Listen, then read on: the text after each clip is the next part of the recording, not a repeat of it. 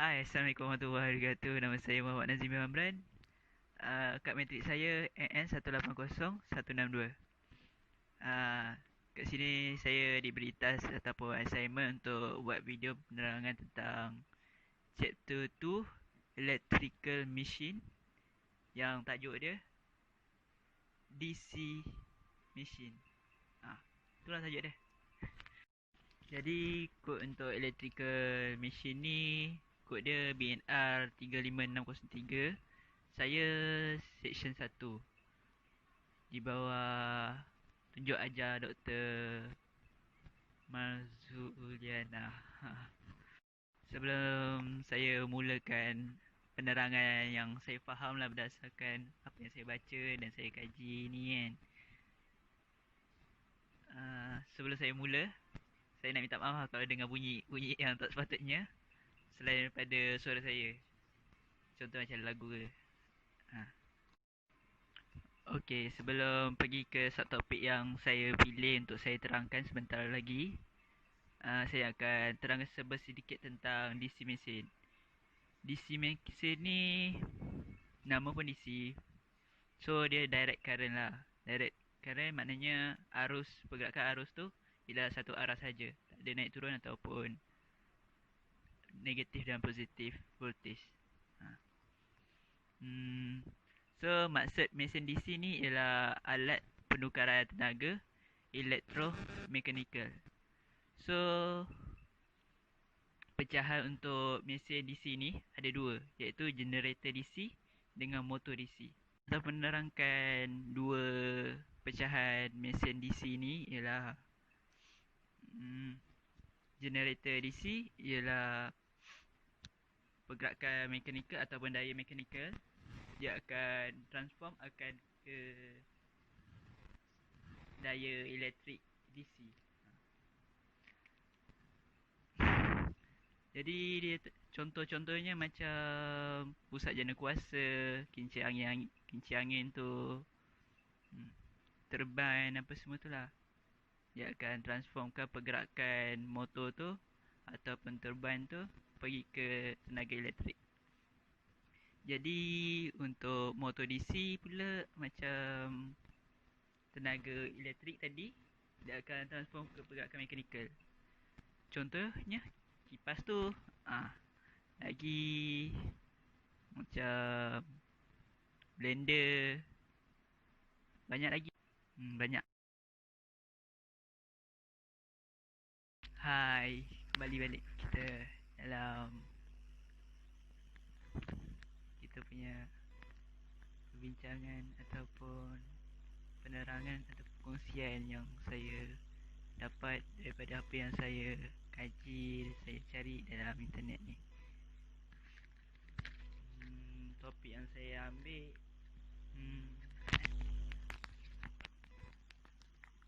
ialah 2.4.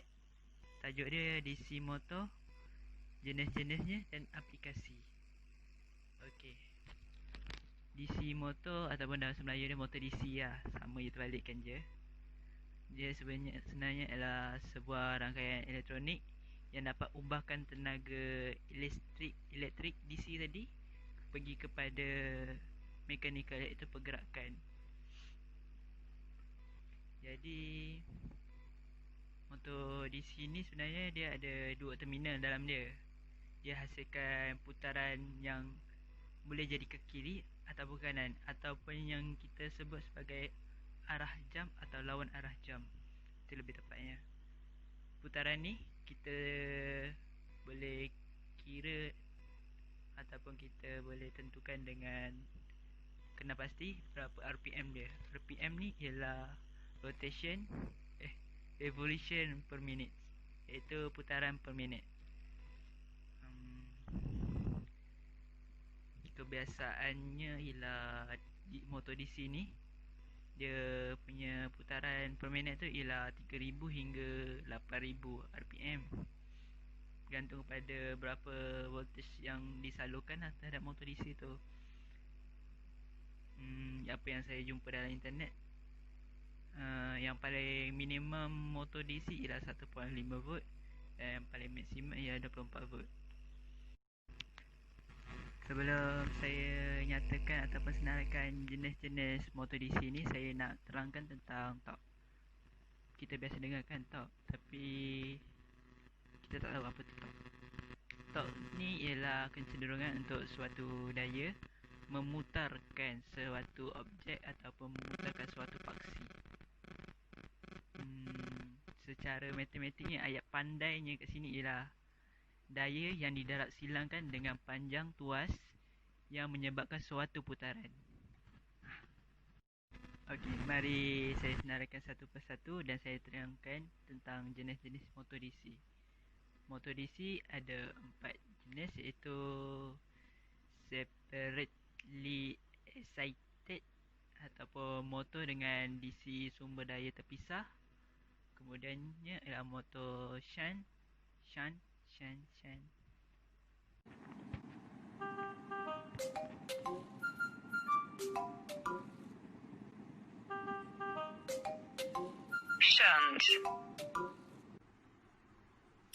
Okey, saya cuba motor jenis shunt. Okey, yang ketiga saya tak tahu jadi ke tak bunyi dia. Okey, yang ketiga ialah motor series dan yang terakhir motor jenis compound. Motor yang jenis pertama tadi ialah motor self-excited, iaitu jenis motor DC dengan sumber daya yang terpisah. Dia disebut dengan motor sumber daya terpisah kerana dia punya medan winding tu dia tak sekali dengan arus masuk yang pada armature tadi. Data dia lebih kurang berbentuk macam ni. Ya Allah, buruk. Saya harap faham lah.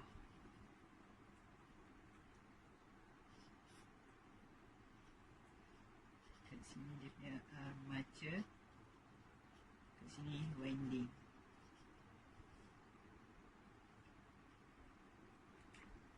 Okey, dia macam ni. Motor jenis ni jarang digunakan disebabkan motor jenis macam ni harga dia sedikit mahal dan jarang dah untuk orang guna untuk komersial ke apa. Loh? Fokus ni. Motor yang kedua ialah motor jenis shunt. Jadi kot ada kot bau bacang sikit bunyi tu. Motor jenis ni ialah parallel. Motor ni dia punya winding adalah parallel dengan armature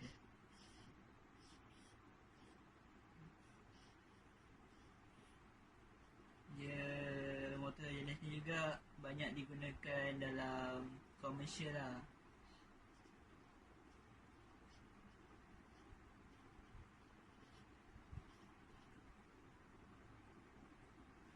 Macam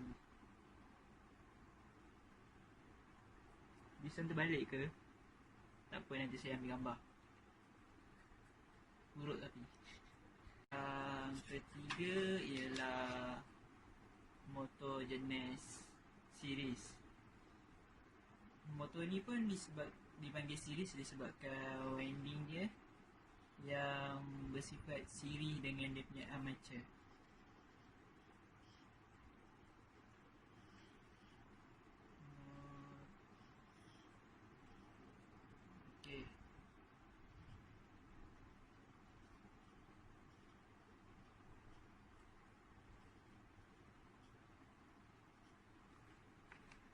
Macam ni. Nampak realita dia. Motor jenis ni dia ada limit untuk dia punya putaran dia. Putaran dia ni biasanya takkan lebih daripada 5000 rpm.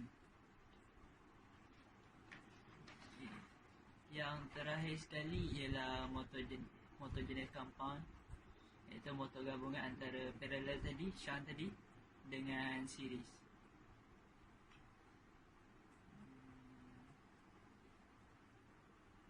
Dia punya litar akan jadi macam ni. Saya lukis dulu ya.